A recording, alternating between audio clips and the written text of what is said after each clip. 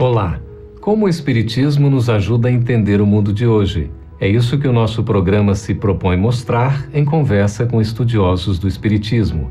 E o tema do nosso programa de hoje é a Pedagogia de Jesus. Prepare-se, Entre Dois Mundos está começando agora.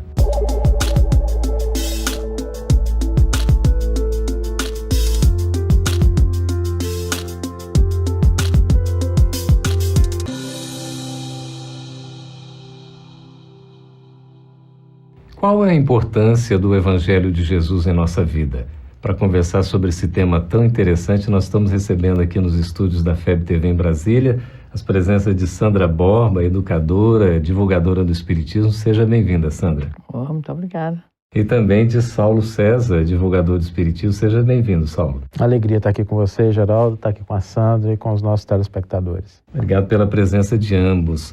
Sandra, quando a gente fala em pedagogia de Jesus, o que a gente está querendo dizer com isso? Olha, a expressão pedagogia, ela se refere especificamente a uma área do conhecimento humano que se volta para o estudo, a pesquisa em torno do fenômeno educativo. O fenômeno educativo, enquanto uma praxis humana e social, que é, sem dúvida nenhuma, um fenômeno também multifacetado. Esse fenômeno, ele tem muitas dimensões, muitos aspectos, propostas e está situado sob o ponto de vista tanto cultural quanto histórico. O termo pedagogia, etimologicamente falando, significa condução de crianças, mas o termo, vamos dizer assim, ganhou outras denominações que apareceram no caminho e hoje implica em toda a área do conhecimento humano sobre o fenômeno educativo. A pedagogia de Jesus seria, assim, uma reflexão em torno daquilo que a figura de Jesus, em especial pelos seus ensinos, pelos seus exemplos, o que foi que isso teve como ressonância para uma proposta pedagógica, ou ainda, se a prática que Jesus desenvolveu entre nós teve, de fato, uma dimensão didático-pedagógica e se ele apresentou, ainda que oralmente, e posteriormente os seus discípulos o registraram, uma espécie de proposta educacional para o homem, no sentido mais universal que a gente possa imaginar. A gente pode dizer, então, Saulo, que Jesus foi um educador? Sem dúvida nenhuma. Eu acho que, do ponto de vista da pedagogia de Jesus, ela se diferencia na medida em que nós não temos só uma educação para o ser encarnado, mas uma pedagogia, uma educação para o ser espiritual, para o espírito imortal que todos nós somos. Que não significa ignorar a nossa realidade material, ignorar a nossa condição de encarnados, mas é uma pedagogia que vai para além dessa condição e tenta resgatar a nossa essência, a nossa condição de espíritos imortais, e é esse o foco que nós encontramos com Jesus de diferencial em relação a uma pedagogia que se restringe aos valores meramente materiais. Só para a gente entender, Sandra, quais seriam bem os fundamentos da pedagogia de Jesus? Olha, primeiro é necessário colocar que os historiadores da educação, de modo geral, concordam que, apesar de Jesus nada ter escrito, mas a sua prática entre nós, ou seja, o seu messianato, ele está envolvido completamente na atmosfera didática, né? Então, eles concordam, os grandes, os tradicionais autores, como Monroe, como Riboulet, como Larroio, eles entendem que, de fato, há uma proposta que transparece da prática de Jesus e de seus ensinos. Então, nesse sentido, a gente pode e deve falar de uma pedagogia de Jesus, embora a gente considere, né, a grande dificuldade de que essa pedagogia ela tenha sido devidamente incorporada num tempo ainda tão difícil como aquele que ele esteve entre nós. Não se limita apenas à questão do ser humano encarnado. Se refere ao espírito imortal, é isso? Com certeza. Quando a gente olha o exemplo, o ensino de Jesus, isso está além, mas além no sentido de não ignorar, mas está além daquilo que representa um desafio só para o encarnado. Porque muitas propostas de Jesus, o amor aos inimigos, o perdão em todas as situações, o entendimento de um reino dos céus, porque Jesus levanta os nossos olhos para além da matéria, isso tudo se diferencia por enfocar aquilo que existe de imortal dentro da criatura humana e não somente das relações. Ainda que nas relações a gente tenha uma proposta do Cristo, do cristianismo, dos seus seguidores, uma proposta ética, moral, que ela se enquadra no detalhamento das nossas relações, mas Jesus, eu entendo que ele estava muito preocupado com o ser imortal que nós somos, para aquilo que vai além da nossa experiência reencarnatória.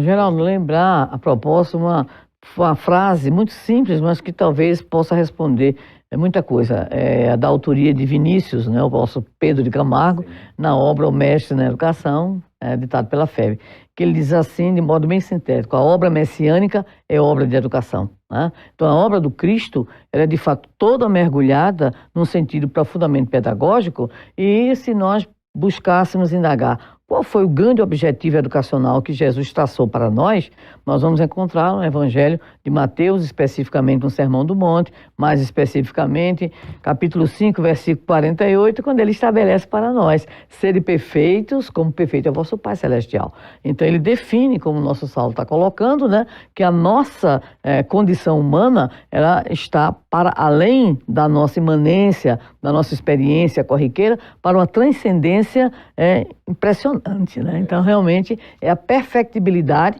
que a doutrina espírita viria, né, nos dizer que é exatamente a grande trajetória do espírito, criado simples e ignorante, mas destinado a essa perfectibilidade que Jesus já registrou para nós. Ô Sandra, mas parece uma proposta muito simples, né? Saulo, como é que a gente pode ser perfeito como perfeito é o nosso Pai que está nos céus?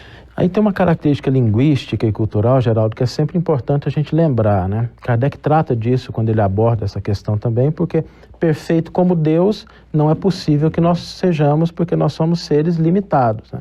Deus, que é infinito, é eterno. A palavra, no seu sentido original, ela não tem o sentido que a gente atribui hoje à perfeição, mas no sentido de completude, de realizar a virtude integral do ser humano. Seria mais simples, por exemplo, a virtude da faca é cortar, a virtude do copo é armazenar um líquido. Existe um conjunto de virtudes para o ser humano. Realizar esse projeto, adquirir essa potencialidade total, é o que significa perfeição. Qual então, é talvez a virtude do ser humano? Nós temos condição de refletir o Criador para a sua criação. Quando Jesus dizia, eu e o Pai somos um, quem me vê, vê o Pai, a gente entende que ele está se referindo a essa nossa possibilidade de ser a imagem e semelhança de Deus.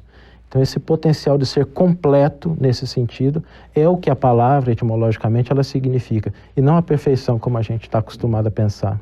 Ô Sandra, Jesus poderia receber todos os títulos e ainda seria muito pouco, não é? Para designar a sua grandeza. Mas ele aceitou os títulos de mestre e de senhor. Por quê?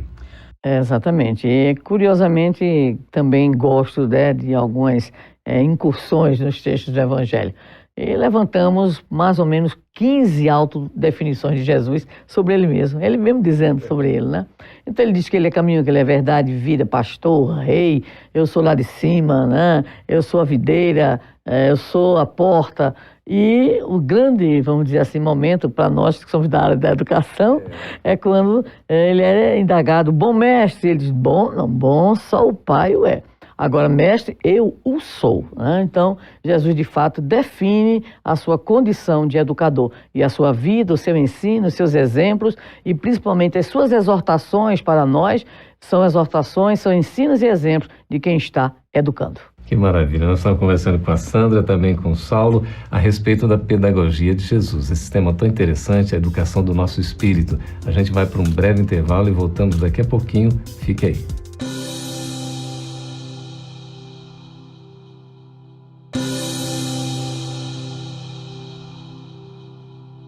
Estamos de volta com Entre Dois Mundos, conversando a respeito da pedagogia de Jesus. Sandra e Saulo falavam a respeito de Jesus como educador. Como é que a gente pode efetivamente comprovar, confirmar, sentir a presença de Jesus em nossas vidas como educador? Olha, o educador é aquele que quer influenciar, né, no comportamento do outro. Então, tudo aquilo que envolve a figura de Jesus no seu messianato tem essa característica. A prova é que Jesus, em todos os momentos que estão relatados nos evangelhos, ele vai buscar o quê? Um sentido. Ele vai aproveitar aquela circunstância para instigar, para provocar. Jesus é, inclusive, um provocador, né? Como todo bom mestre deve ser. O bom mestre não é só aquele que ensina. Jesus tem poucos momentos apenas de ensino, Na verdade, ele educa quando ele instiga, quando ele provoca. Ele era tão provocador que quando a turma estava assim meio morgada, ele começava um embate. Perguntava assim, por exemplo, que dizem os homens, quem é o filho do homem? Quem diz que eu sou? Só para provocar, né? Então ele aproveita os momentos, por exemplo, a famosa história da mulher, né? Daquela viúva que vai fazer a sua doação, o óbolo da viúva. Jesus, ele é o educador por excelência, ele chama a atenção daqueles que estão com ele para prestarem atenção, para observarem. Jesus usa todos os recursos da natureza para ensinar. Ele usa a cultura como ponto de partida, que é uma característica sine qua non para todo bom professor. Então, tudo de fato que ele faz é para o quê? É para provocar, para instigar, para que aqueles que o ouviam pudessem, de alguma forma, fazer um mergulho no autoconhecimento, para que pudessem avaliar a si próprios, o que significa dizer que realmente, né, ele é um educador de mão cheia, inclusive usando os métodos que só hoje, só na atualidade, é que nós realmente consideramos importantes. É impressionante a mensagem de Jesus estar viva até hoje, né? O que garante essa vitalidade, essa sobrevivência, a imortalidade da mensagem de Jesus? Isso é interessante, Geraldo, porque a gente às vezes pensa que a mensagem de Jesus é aquilo que está no texto. E a gente sempre reflete sobre isso porque se o Evangelho fosse um texto, Jesus o teria escrito e não delegado a outras pessoas. Condição para isso ele tinha, recursos de sobra. O que nós temos nesses textos são o reflexo daquilo que é a vida de Jesus. Cada texto traz, então, pelo seu ponto de vista, pela sua perspectiva, para o seu público, aquilo que o autor ou os autores recolheram daquilo que foi o exemplo e o ensino de Jesus. Porque Jesus não colocou a sua mensagem no material perecível de pergaminhos e tinta. Jesus gravou a sua mensagem no que existe de mais imortal no universo, que é o coração da criatura humana. E a mensagem ela se perpetua de coração para coração. É no momento em que ele influencia Levi, que ele influencia os apóstolos, que eles recolhem aquilo e passam para o texto o que eles recolheram. Então a mensagem ela vai sendo disseminada de coração, de consciência, de mente. Por isso é uma mensagem que ela é imortal, porque ela está presente no nosso íntimo. A gente pode dizer mestre porque ensina, Senhor porque vive, Sandra? O mestre, de fato, é aquele que tem a preocupação amorosa, sobretudo, né, com o destino do outro, né? Então, um mestre que apenas se preocupasse em informar, ele não seria mestre, seria apenas um comunicador, talvez, né, e muito incipiente de um determinado conteúdo. Então, o ser mestre envolve algo muito maior. Talvez aquilo que o próprio Santo Agostinho diria, não existe nenhum mestre que não seja um mestre interior. Então, o que o nosso querido Saulo coloca é, Jesus não escreve porque ele não precisava escrever. Ele escreve não nas tábuas de carne, né, nem em pedras, mas escreve no interior, porque ele é também um mestre interior. Né? Então é essa condição da preocupação, do aconselhamento, da orientação, mas há um detalhe na pedagogia e na ação propriamente, vamos dizer assim, pedagógica de Jesus enquanto educador, que em particular me chama a atenção. Ele faz tudo isso. Ele nos ama, ele enche a nossa bola, vós sois o sal, vós sois a luz, vós sois Deus, recordando o salmista, enche a nossa bola. Mas ele não faz o serviço que nos compete. Então, o grande educador é aquele que emite sinais, evocando mais uma vez Santo Agostinho, mas é o caminho que o discípulo, no caso, que aquele que o ouve, tem que perseguir, tem que seguir. Então, ele é, por excelência, esse mestre do estímulo, mas que chama, venha, venha para que você realize o seu processo. Então, esse é o, vamos dizer assim, é o detalhe que eu acho, pessoalmente, eu acho muito belo na figura de Jesus, o educador. Isso é tão interessante, porque até nas curas, né? Ele não diz assim, eu te curei, a tua fé te curou. É aquilo que você conseguiu atingir que te possibilitou essa mudança de estado. Jesus, como educador por excelência, tem essa capacidade de tirar das nossas fraquezas e fragilidades a virtude que nos fortalece, que nos vivifica? Isso é interessante porque o olhar do Cristo é sempre um olhar otimista. Ele não é um olhar que se prende àquela parte transitória da criatura humana. Sempre nos chama muita atenção quando a gente olha a obra de Emmanuel, especificamente há 2000 anos, naquele encontro de Jesus com o senador Públio Lentulus, e que Jesus disse, está no teu querer seguir-me agora ou daqui a milênios. Ou seja, o Cristo já enxergava a fatalidade do Emmanuel, a fatalidade do progresso. A gente, quando olha as pessoas no mundo, a gente se prende àquela personalidade. Ah, fulano é assim, ciclano é assado, mas a gente não enxerga esse ser imortal crescendo, se desenvolvendo. E Jesus enxergava isso dentro de cada um de nós. Ele não enxergava o que a gente era, nem o que a gente é, mas o que a gente pode ser. Esse é um papel do educador por excelência, né? Então Jesus olha para Zaqueu, não vê o publicano que todo mundo odiava, né? Mas vê aquele que se tornaria um grande exemplo, né? Inclusive de distribuição dos próprios bens, conforme Leon Tolstói, através da nossa querida Ivone do Amaral Pereira e Ressurreição em Vida, nos apresenta, né? Todo mundo olhava a Madalena com um olhar enviesado. Ele olha a Redentora, aquela que seria redimida, né? E que se tornaria a grande serva. Todo mundo olhava para Paulo, Saulo, né? Que não é este aqui, claro que este aqui já encontrou o estado Damasco. Aquele é meu sonho de consumo, né? Eu chego lá um dia. Então, ele olha para Saulo e diz, conforme Atos dos Apóstolos, este é o vaso escolhido por mim, né? Para levar a minha palavra aos filhos de Israel e a toda a gente, né? A todos. Então, é interessante porque o educador, ele tem que ter necessariamente um olhar prospectivo.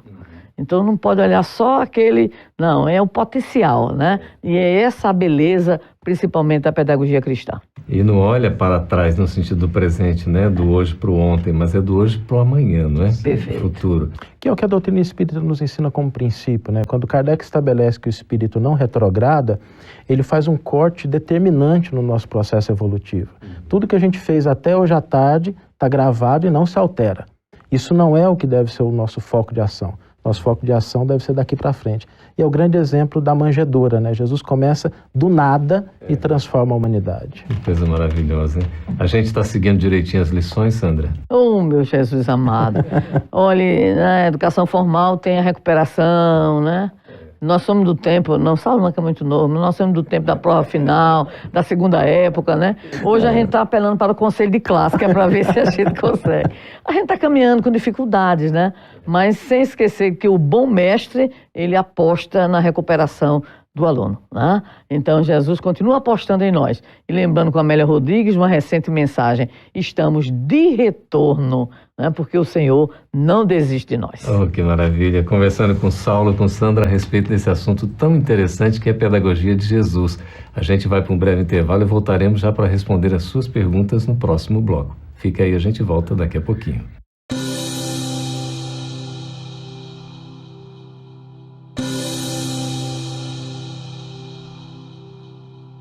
Estamos de volta com o programa Entre Dois Mundos, agora para responder as suas perguntas. Fique à vontade para nos escrever, participar do programa, é sempre muito importante a sua colaboração. Sandra, Maria Dolores de Ribeirão Preto, em São Paulo, pergunta, a pedagogia de Jesus pune? Não, Maria Dolores, não. A pedagogia de Jesus corrige. É diferente, né? Então, o educador consciente, ele corrige. Agora, claro que o aluno, muitas vezes rebelde, né? Aquele que é recalcitrante, ele sempre percebe a correção como se fosse uma forma de punição. Mas não é essa a finalidade, vamos dizer assim, do processo corretivo que a pedagogia de Jesus nos propõe. Então, a pedagogia de Jesus não é punitiva, mas nos corrige. E nos corrige de conformidade com o nível das nossas dificuldades de aprendizagem. Não, é para ajeitar mesmo. Muito bem. Saulo Marcos Cássios de São Paulo pergunta, por que os ditos por Jesus foram em parábolas? Essa pergunta é muito interessante porque ela tem três perspectivas distintas. Em primeiro lugar, a parábola era algo muito comum naquela cultura, né? Eram os provérbios, a forma de expressão do povo judeu se valia muito desse tipo de linguagem. Então Jesus utiliza esse recurso que está presente dentro da cultura, da história do povo judeu. A segunda é que parábola vem do grego parabolê, que significa pôr de lado, comparar. Jesus fazia essa ponte entre uma realidade concreta, que fazia parte do dia a dia das pessoas, né? é alguém que está semeando, é alguém que perde uma ovelha, alguém que perde uma moeda, é um filho pródigo, aquelas coisas que estão relacionadas ao dia a dia das pessoas. Mas o terceiro aspecto é que Jesus se aproveita desses elementos que estavam presentes na cultura judaica e ele cria mecanismos de tensão. Porque a parábola, ao mesmo tempo que ela tem um pé na realidade, ela tem um pé na reflexão. Ela faz com que a gente busque enxergar no nosso dia a dia aquilo que há de imortal. Porque o Evangelho, a proposta do Cristo, está escrito no mundo, na nossa realidade. A gente pode encontrar essas leis quando a gente está indo para o trabalho, quando a gente está assistindo televisão, quando a gente está conversando com alguém. E Jesus chamava a atenção desse ponto. As leis divinas, elas estão escritas na consciência e no mundo. Basta que a gente aprenda a ler. Olha só, até sobre isso que o Paulo está falando, Luiz Gustavo de Franca, São Paulo, Sandra, pergunta por que os homens não conseguem entender a educação de Jesus. Porque a gente não consegue entender nem sequer a educação que os pais da gente querem nos dar, né? Porque nós somos ainda espíritos recalcitrantes, rebeldes, porque ainda somos seres caracterizados por uma profunda imaturidade psicológica, onde a gente quer que prevaleça aquilo que a gente quer, né? Enquanto que uma proposta de educação que vai nos remeter a quê? A esforços, principalmente de autoconhecimento, né? De consertar veredas, vamos dizer assim, de reajustamentos diante da própria lei divina natural, que nós tantas e tantas vezes, né, deixamos de levar em consideração. Então, o processo de educação é um processo, do seu sentido original da palavra, educere, não educare, que é de fora para dentro, mas o educere de dentro para fora. Então esse é um processo doloroso, porque amadurecer é doloroso, crescer é doloroso, se renovar é doloroso, mas é um processo de iluminação, é um processo de libertação. Então o caráter eminentemente educativo da pedagogia do Cristo é um caráter profundamente libertador. Então enquanto nós não nos apossarmos dessa compreensão, nós seremos rebeldes diante da pedagogia de Jesus. Ótimo. Marcos Paulo de Brasília, Saulo, pergunta: a reencarnação é um processo de punição aos que não conseguem seguir as leis de Deus na Terra? De forma alguma, né? E isso é interessante porque a gente ainda tem a concepção de que Deus pune e a divindade não tem preocupação em punir a criatura. Ele quer que a pessoa cresça. Às vezes, Deus permite que a gente prove um pouquinho daquilo que nós produzimos para a gente descobrir que tem um gosto amargo. Mas isso não é impositivo da divindade. Na questão 132 do Livro dos Espíritos, Kardec pergunta qual o objetivo da encarnação, ou seja, do contato do espírito com a matéria. E os espíritos esclarecem, o objetivo da encarnação é fazer com que o espírito progrida e que ele consiga também se fortalecer a fim de ser capaz de realizar a parte que lhe cabe na criação. A reencarnação, então, não é um processo de punição, mas de fortalecimento, de construção de algo íntimo para que a gente se fortaleça como espírito imortal. Eu estava me recordando aqui, Sandra, você citou Vinícius, né, o grande educador Pedro de Camargo. Ele dizia que a educação é uma obra de remissão, não é isso? Ah, é uma obra de redenção, né? Redenção. Ele faz assim uma paráfrase dizendo assim: fora da educação não há redenção humana. Né? Então, o processo humano de crescimento, de iluminação e de apropriação, como o Saulo lembrou muito bem na questão 132 do Livro dos Espíritos, né? É que nós possamos nos apropriar de quê? Da nossa condição de filhos de Deus. E isso significa de co-criadores. Há um local para nós, né, de trabalho na criação. E isso a gente só consegue pelo processo de esforço, de transformação, de conquistas, e isso se resume nessa palavrinha, educação. Então, e a contribuição do Espiritismo aí para a pedagogia de Jesus na educação dos nossos espíritos? Eu acho interessante isso porque Jesus dá início a um processo que faz com que a gente olhe para uma realidade que transcende a nossa matéria. E o Espiritismo ele vem esclarecer isso de maneira clara, objetiva, para que não haja dúvida. Na questão 627, quando Kardec pergunta, né, uma vez que Jesus ensinou as verdadeiras leis de Deus, qual a utilidade que tem o ensino que os Espíritos dão? Os Espíritos esclarecem. Jesus falava de conformidade com os tempos e os lugares. Faz-se mistério agora que a verdade se torne inteligível para todo mundo.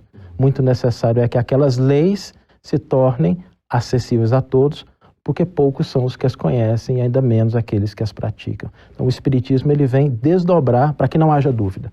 A gente pode, a partir da doutrina espírita, ignorar, a gente pode rejeitar, mas a gente não pode alegar desconhecimento. Sandra, e a imortalidade e a reencarnação, como as luzes do Espiritismo? Pois é, a gente tem na doutrina espírita uma visão de educação absolutamente original. Né? Embora Platão tenha de alguma forma vislumbrado quando afirmava aprender e recordar, mas é a doutrina espírita que vai nos dizer que aquela criança que a gente está vendo é um espírito imortal, que tem o seu ontem. E o seu ontem aparece hoje, na forma de interesses, tendências, instintos, aptidões. Então, a visão espírita da educação, ela vai para além de um corpo de criança, um adolescente, um jovem, um adulto, e é tão interessante que não só a reencarnação, conforme o Saulo colocava, é um processo pedagógico, né? Mas na visão espírita, desencarnar também. Então você que está nos ouvindo, não tenha medo, desencarnar é pedagógico, né? Então encarnar, reencarnar e desencarnar são, podemos dizer assim, instrumentos da pedagogia, recursos da pedagogia divina. Para o quê? Para nos precipitar em lições. As reencarnações são cenários de aprendizagens. Então isso é muito importante dentro de uma visão absolutamente nova que a doutrina espírita nos traz, nos falando da razão de ser, da própria dor, do sofrimento, dos testemunhos, das dificuldades, mas principalmente das possibilidades de autoeducação e de iluminação, pois para isso nós fomos criados. Querida Sandra Borba, muito obrigado pela participação. Querido Saulo, também muito obrigado aqui pela participação. Que agradeço. Ok, obrigado também por sua participação, pelas sugestões, pelas perguntas. Continue conosco, você pode assistir a este e outros programas no Entre Dois Mundos, outros programas da FEB TV, no canal Gotas de Luz. Esteja conosco na próxima edição do Entre Dois Mundos. Até lá.